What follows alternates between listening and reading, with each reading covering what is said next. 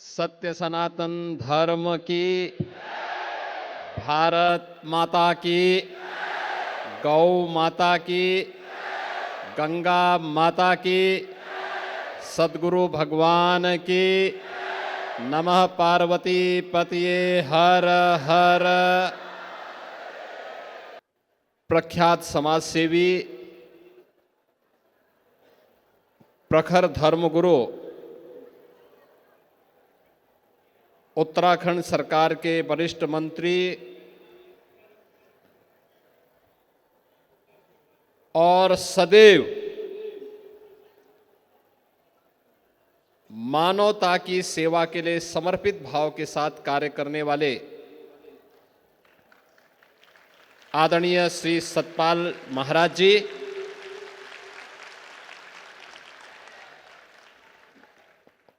गुरु माता श्रीमती अमृता रावत जी,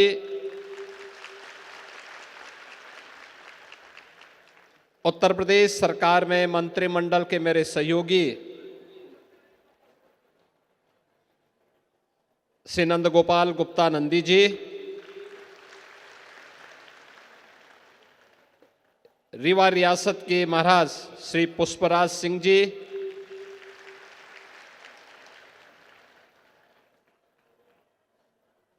महाराज श्री के ज्येष्ठ सुपुत्र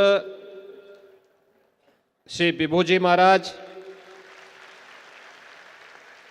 कनिष्ठ सुपुत्र श्री सुयश जी महाराज, महामंडलेश्वर जगतगुरु श्री सतवा बाबा के महामंडलेश्वर पूज्य संत श्री संतोष दास जी महाराज, हमारे पूज्य संतजन और लाखों की संख्या में इस सद्भावना सम्मेलन में उपस्थित देश के कोने कोने से आए हुए सभी उपस्थित बहनों और भाइयों, मैं सबसे पहले सद्गुरु सतपाल महाराज जी का, उनके इस पूरे धर्म परिवार का प्रयागराज की इस धरती में हृदय से स्वागत करता हूं, अभिनंदन करता हूं।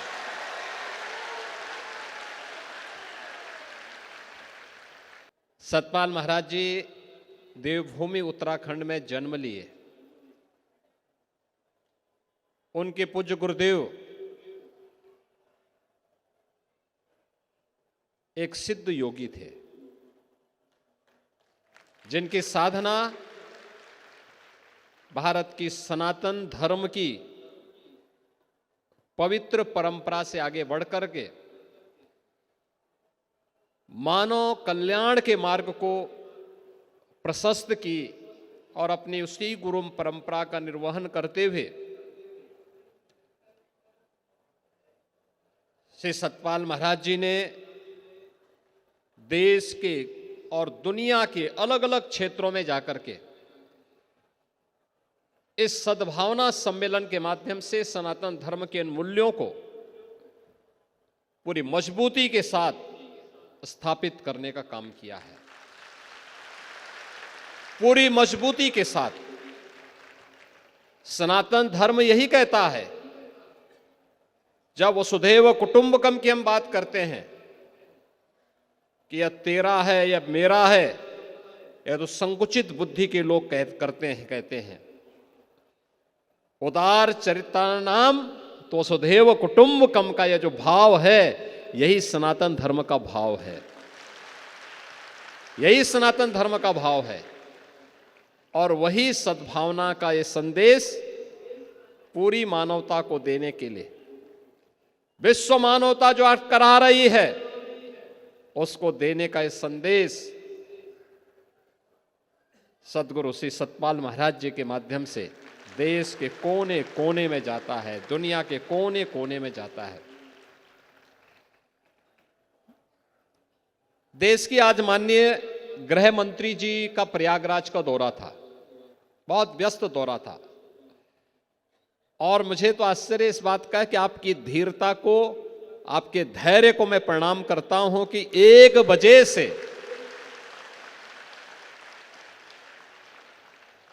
मैंने बीच में एक बार प्रयास किया कि मैं यहां पर 3 बजे के आसपास आ जाऊं, समय क्लेश करने लग गया, नहीं आ पाया। मैं एयरपोर्ट जा चुका था। एयरपोर्ट पर मैं स्टेट प्लेन पे बैठने ही वाला था, फिर मैंने कहा भी महाराज जी को मैंने कहा है मैं एक बार फोन से बात करता हूं। मैं जानता था कि आप सब चले गए होंगे तो मैं लखनऊ के लिए प्रस्थान करूं। महाराज जी ने कहा हम लोगों का कार्यक्रम तो चल रहा है। मैंने कहा भी यार कार्यक्रम इतनी देर तक चल रहा है तो मैं फिर वापस जरूर जाऊंगा, कार्यक्रम में भागीदार जरूर बनूंगा।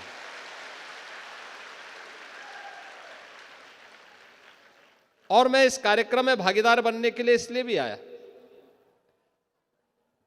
सदगुरु श्री सतपाल महाराज जी से मेरा संबंध आज से नहीं, पिछले 30-35 वर्षों से व्यक्तिगत रूप से है। यही नहीं, मेरे पूज्य गुरुदेव पूज्य महंत अवेद्यनाथ जी महाराज मुझे अक्सर कहा करते थे, कहते थे देखिए सतपाल महाराज जी कुंभ के समय या संसद में जहां कहीं भी मिलते थे वही उनकी सद्भावना, वही सात्विकता और प्रत्येक व्यक्ति के प्रति जो एक उदार चरित्र की तरह उदारता का जो भाव उनके मन में रहता है, कैसे कल्याण का भाव आगे बढ़े, कैसे इस व्यक्ति का कल्याण हो, हमेशा वो तारीफ करते थे। कहते देखिए सतपाल महाराज जी कितना अच्छा व्यवहार उनका है, कितनी सद्भावना के साथ सबसे मिलते हैं, सबको स्नेह देते हैं। मुझे आज से 35 वर्ष पहले 1996 का कुंभ की जब इसी प्रयागराज में कुंभ था, आप याद करिए आज से 38 वर्ष पहले उस प्रयागराज कुंभ में भी महाराज जी भी आए थे, उनका कैंप भी लगा था। तो उन्होंने कहा कि यार मुझे वहाँ सतपाल महाराज जी के कैंप में भी जाना था, लेकिन मुझे अचानक एक कार्यक्रम में वापस आना पड़ा। और उनका कार्यक्रम बहुत सद्भावनापूर्ण होता है, प्रत्येक के कल्याण के लिए सदैव तत्पर रहते हैं, सदैव जहाँ कहीं कोई बुलाता है। और आज भी मैं देखता हूँ, मैं जब उनके कागज़ देखता हूँ, उनके सारे कार्यक्रमों को देखता हूँ, देश के कोने कोने में जाना, बिना भेदभाव के सबको गले से लगाने का ये भाव, सचमुच यही मानवता का धर्म है और यही सनातन धर्म है, सच्चा सनातन धर्म यही है। और प्रयागराज में हम लोग आए हैं इस सदी के महाकुंभ के इस अवसर पर। पूरी दुनिया करहा रही, युद्ध में जकड़ी हुई है, तनाव से आपसी संबंधों में जिस प्रकार के भेद खड़े हुए हैं, सनातन धर्म एक मार्ग दिखा सकता है विश्व मानवता को। और वो मार्ग इस सम्मेलन के माध्यम से, यहां पर उपस्थित इस जन समुदाय के माध्यम से, यहां पर उपस्थित इस श्रद्धालु समुदाय के माध्यम से ही निकलने वाला है। और सचमुच महाराज जी आपने, आपकी परंपरा ने इसको एक नई ऊंचाई देने का काम किया है। और मेरे लिए तो बहुत अच्छा है लगा कि इतनी देर से, पिछले 7 घंटे से अधिक समय से निरंतर कितनी तन्मयता के साथ आप बैठे हुए हैं। सचमुच यह तो अपने आप में एक महाकुंभ का दर्शन मैं यहीं पे कर रहा हूं।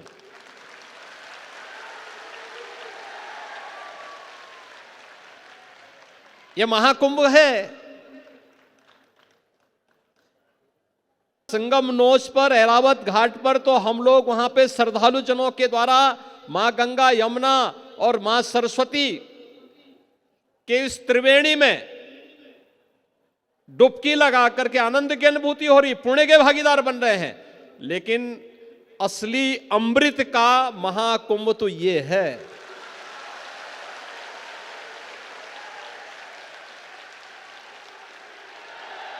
यही असली अमृत का महाकुंभ है, जहां पर देश के बारे में, समाज के बारे में, सद्भावना के बारे में और एकता के बारे में, यानी महाकुंभ का प्रधानमंत्री मोदी जी भी एक बात कहते हैं कि त्रिवेणी का, मां गंगा, मां यमुना, मां सरस्वती की त्रिवेणी के संगम पर महाकुंभ का संदेश या महाकुंभ से संदेश, एकता से ही अखंड रहेगा ये देश।